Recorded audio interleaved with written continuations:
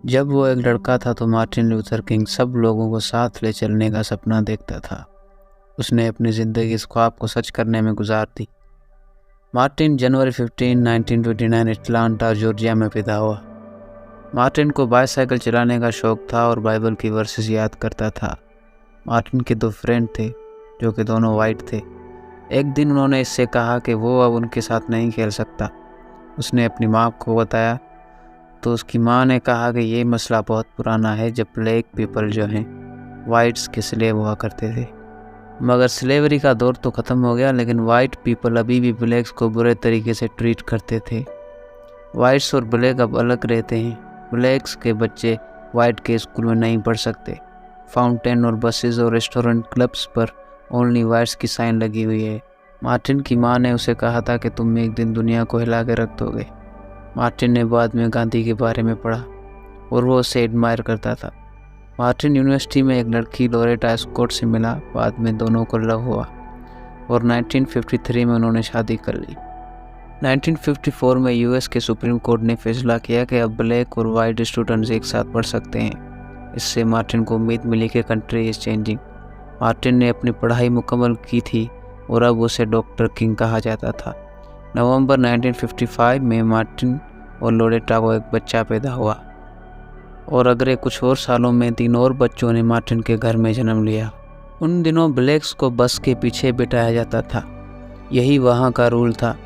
एक औरत ने ऐसा करने से मना किया और उसे जेल में भेज दिया गया, जिसकी खबर तेज़ी से फैल गई। अफ्रीकन अमेरिकन बहुत गुस्से में थे।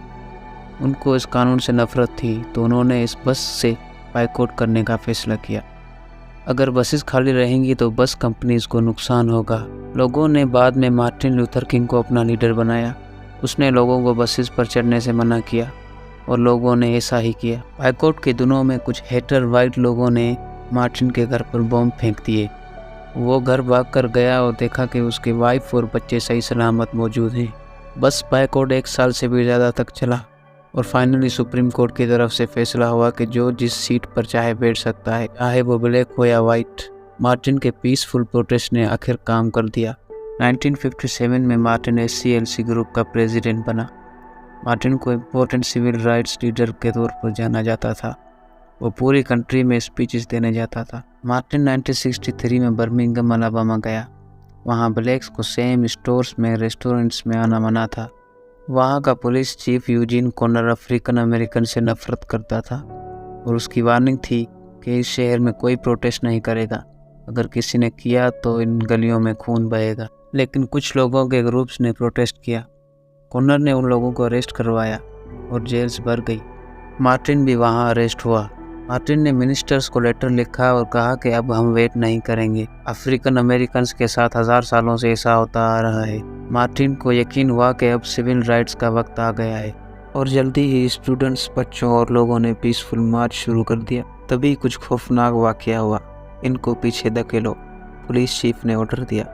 पुलिस ने हाई प्रेशर फायर होजेस और डंडों से मार्चर्स पर अटैक किया। यूएस के सब लोग इस वायलेंस को देखकर शॉक हो गए। अगस्त 28, 1963 पे 2,50,000 से भी ज़्यादा लोग वाशिंगटन DC आ गए। बूढ़े, जवान, अमीर, गरीब, ब्लैक्स, वाइट्स, सब ने यूएस की सबसे बड़ी गैदरिंग ज्वाइन कर ली। डॉक्टर मार्टिन जब बोलने के लिए खड़ा हुआ तो उसकी नज़र उस बहुत बड़े क्राउड पर पड़ी। तो उसने अपनी लिखी हुई स्पीच नीचे रखी और उसने अपने दिल से बोलना शुरू किया। आई हैव अ ड्रीम, उसने कहा। फिर उसने लोगों को बताया कि मुझे ऐसी कंट्री चाहिए जहां मेरे बच्चों को उनकी स्किन कलर से जज ना किया जाए, बल्कि उनके कैरेक्टर से जज किया जाए। पूरा क्राउड उसे इत्मीनान से सुन रहा था। काफ़ी लोग रो रहे थे। लोग अभी भी मार्टिन लूथर किंग की स्पीच को याद करते हैं। 1964 में मार्टिन को नोबेल प्राइज़ मिला, जो कि एक बहुत बड़ा एजाज़ है। एटलांटा में कुछ ब्लैक्स और वाइट्स लोगों ने मार्टिन के साथ मिलकर सेलिब्रेट किया। मार्टिन ने कहा कि अभी और भी बहुत कुछ करना बाकी है। 1965 में मार्टिन सेल्मा अलाबामा गया। वहाँ हाफ से भी ज़्यादा लोग अफ्रीकन अमेरिकन्स थे, मगर सिर्फ कुछ लोगों को वोट रजिस्टर करने की इजाज़त। सेल्मा का शेरिफ इस बात पर डटा हुआ था कि वो कभी भी ब्लैक्स को वाइट के इक्वल ट्रीट नहीं करेगा। एक बार फिर मार्टिन ने वहाँ नॉन वॉयलेंट मार्च शुरू करवाया। उस मार्च के दौरान टीनेजर को एक गोली लगी और वो मारा गया। मार्टिन को भी जेल जाना पड़ा। मार्टिन जब जेल से बाहर आया उसने 54 माइल मार्च प्लान की अलाबामा के गवर्नर ने पुलिस को ऑर्डर दिया कि मार्च को रोका जाए। मार्चर्स ने जब ब्रिज क्रॉस किया तो पुलिस ने उस पीसफुल क्राउड पर टीयर गैस और डंडों से हमला कर दिया।